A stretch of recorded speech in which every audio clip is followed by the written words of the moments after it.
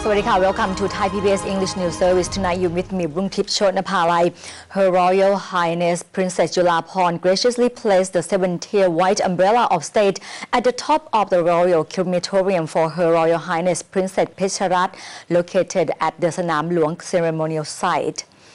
His Majesty the King Bhumibol Adulyadej graciously appointed Her Royal Highness Princess Julapon to place the 7-tier white umbrella of state at the top of the royal crematorium for Her Royal Highness Princess Pecharat Rajasuda Sirisopa Pannavadi, located at the Sanam Luang ceremonial site.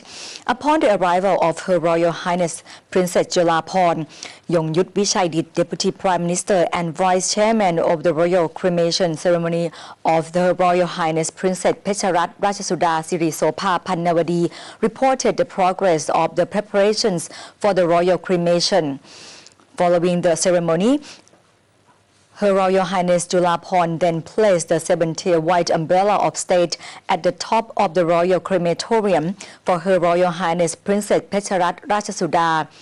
His Majesty King Bhumibol has graciously commanded the higher rank be accorded to Princess Pecharat Rajasuda, who was a celestial princess by birth, by changing from the 5-tier white umbrella of state to the 7-tier white umbrella of state to be placed over the royal urn as royal regalia. The 7-tier white umbrella of state is reserved for a king before a royal coronation ceremony is performed, and for a queen, a royal mother, and a crown prince. Security has been boosted at public spots and airports across the country following the deadly bombings in the south last weekend, attacks that were clearly aimed at civilians. The government and the army commander insist that negotiations with armed insurgents are out of the question. Deputy Prime Minister Chalermyut Bamrung, Yongyut Vichaidit and General Yuthassak Sasiprapha attended a tense meeting with the National Security Council and the military's top brass following last weekend's attacks in Songkhla and Pattani, which left over 10 dead and dozens injured. Public and crowded places across the country, especially airports, have been ordered to beef up security prior to the Songkran holidays in mid-April. The government and the army commander insist that there will be no negotiations with insurgent groups since what they are doing is illegal. However, there is a Thai law that will grant amnesty to insurgents who repent and go through a rehabilitation training process. Meanwhile, further investigations at Lee's Gardens, which was where the car bomb exploded on Saturday, found that the Honda car used in the attack had been modified and packed with explosives in Yala before being driven to Hat Yai. The BRN is thought to be responsible for this attack. Security officials are suggesting the latest round of insurgent attacks may be due to the government's intention to have the southern border provinces administration command work with the Malaysian government to hold talks with armed groups in Thailand's south. Tawi Sonsong, director of SOOPT, or the Southern Border Provinces Administration Command, denies that there have been any talks. He suggests that security units should be responsible for future talks with insurgent groups if there were to be any talks at all. The Ministry of Transport has announced that passengers must check in at least 3 hours before departure time as airports across the country step up security measures, including checks on every car driving into the airport. This is as a result of the car bombs which struck Songkhla and Pattani on Saturday. Every airport in Thailand has stepped up security from now right through the Songkran festival period. This means that entering the airport will take more time as airport authorities will check all cars passing through the airport. Particular attention will be paid to any car which parks at an airport for more than 2 hours. Charupong Rungsuwan, Minister of Transport, has instructed the Department of Transport to increase security at airports and popular public areas. He also claims that the unrest in the south has already eased. The Department of Transport initially insisted that they are able to inspect any car The department is also considering a plan to make the car registration plate not removable from the vehicle to prevent people from changing the car registration themselves. The controversial reconciliation plan draft, which proposed amnesty as the way out of Thailand's ongoing political turmoil, will finally enter Parliament for an open debate tomorrow. The King Prachatipok Institute, who jointly worked with the House Committee on Reconciliation, says their research is now complete. Meanwhile, the head of the Privy Council is not commenting on whether or not he should hold talks with Thaksin Shinawatra. In their latest move, members of the National Reconciliation Committee are suggesting that General Prem Tinasulanont hold talks with former PM Thaksin Shinawatra and, working together, create a more peaceful Thailand. When General Prem, who headed the Ombudsman seminar today, was asked about the suggestion, he declined to comment on this issue. General Prem has been accused of being the man behind the 2006 coup to overthrow the Thaksin Shinawatra government. Today, the president of King Prachatipok Institute and the House Speaker insisted that the Institute's research will be presented by the committee to Parliament tomorrow. The open debate will be held tomorrow and Thursday. Many politicians, especially from the opposition, have expressed concerns about the possible misuse of this controversial reconciliation draft plan, claiming it might benefit certain individuals. Meanwhile, Professor Chaiwat Anand, a member of the National Reconciliation Commission, says that this proposed reconciliation plan or amnesty can never force people to forgive or forget the ongoing political conflicts, since it is up to each individual. But to focus on one particular issue in terms of reconciliation, I'm not quite sure whether it is adequate to deal with the extent to which Thai society is facing the conflict at the moment. The Thai Truth Commission, or what Thais would call KOP, also insists that the reconciliation plan must be based on democracy, as the reconciliation plan itself could trigger further conflict, and suggests that the government stop compensation payments to victims of political strife, offering a simple apology instead. As the political conflicts involve so many complex factors, a single solution is not the way to national reconciliation and could actually add to this country's political mess. This is Kankorn Raktham, Thai PBS. Thank you, Kun Kankorn. The government's credit cards for farmers scheme was officially launched today as a way of making capital more accessible to rice farmers. Yet, many of them see the scheme as another way of putting them deeper into debt. Kun Bandit Derbadit was in Ayutthaya today, one of the 5 provinces where this project has been launched. Following the completion of credit card tasks, the Bank for Agriculture and Agricultural Cooperatives, or BAAC, launched the Credit Cards for Farmers scheme today in 5 pilot provinces. A total of 5,339 credit cards are expected to be issued.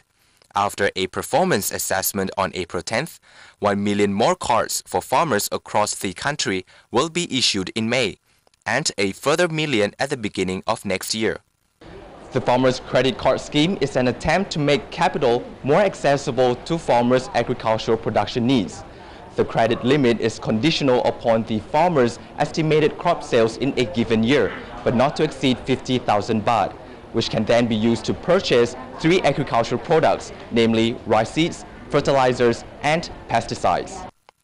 The scheme permits 1 credit card to 1 farming household, with an interest rate of 7%. The use of the card is voluntary and is restricted to registered retail stores. Thus far, 1,930 shops have signed up to participate in the program, with the Bank for Agriculture setting a target at 3,000 shops. To prevent repayment default by the cardholders, state officials have assured strict regulation of the scheme.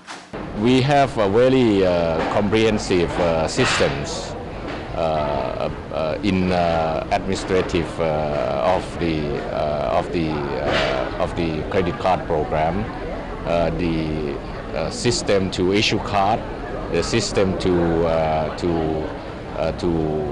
fix the credit line, the system to make payment to the shops, and so and so. So we are quite confident that with this very comprehensive system, the program will run very smoothly.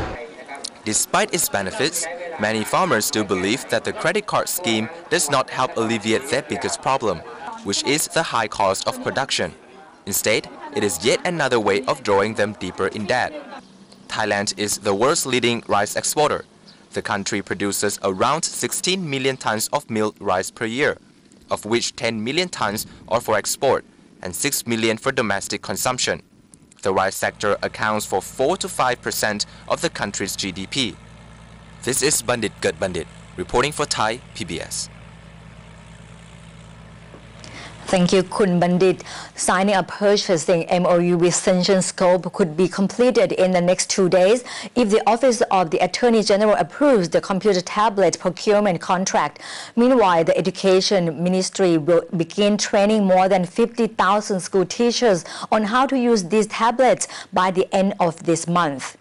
The tablets that will be distributed to grade 1 students will cover 6 subjects, namely Thai and English languages, mathematics, science, social studies, and computer studies. Applications such as dictionary and multiplication tables will also be programmed. A total of 1.9 billion baht will be used to purchase 900,000 tablets from Shenzhen Scope Scientific Development, each gadget costing roughly 2,400 baht. Among many features, the tablets have a 7-inch touchscreen and a main storage unit of 16 gigabyte. Secretary General of the Office of the Basic Education Commission affirmed that the content in the tablets are ready and sufficient for learning, while 50,000 tablets will be for training school teachers so that they are equipped at teaching their students using the new technology. The training is expected to be completed by this month. Anudit Nakornthap, Minister of Information and Communication Technology, has forwarded the Memorandum of Understanding or MOU to the Office of the Attorney General for review. If the contract is approved, the Ministry will sign the MOU with Shenzhen Scope in the next 2 days. The tablet supplier will then have to send 2,000 gadgets within 15 days for inspection. If no problems are detected, Shenzhen Scope may continue to bring in the rest of the stock.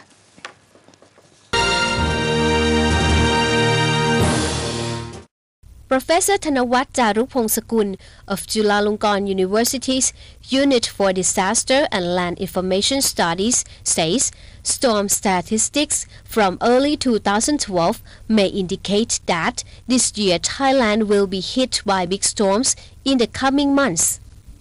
The lessening La Niña phenomenon will make it easier for storms to develop in the South China Sea. The anticipated tropical storms or even typhoons could cause floods in the north and central regions, including Bangkok. I am afraid for this year, the flooding in Thailand, if we have a typhoon pass for the central part of Thailand, I think including Bangkok also will be flooding. But anyway, I am afraid for the tropical storm in the southern part of Thailand, especially the Chumphon area. Experts are, however, suggesting that more factors need to be taken into consideration to determine if the 2011 floods will be repeated this year. Even though Paka tropical storms has been downgraded, the hydro and agroinformatics suggest that its current position, together with strong winds from the Indian Ocean, can still bring plenty of rain and thunder showers the entire country, especially in the northeast of Thailand, from the 4th until next Monday. This is Darin Klong Akara, Thai PBS. Thank you, Kundarin, and that brings us to the end of Thai PBS English News Service. Thank you so much for watching. Have a good night. Sawadee ka.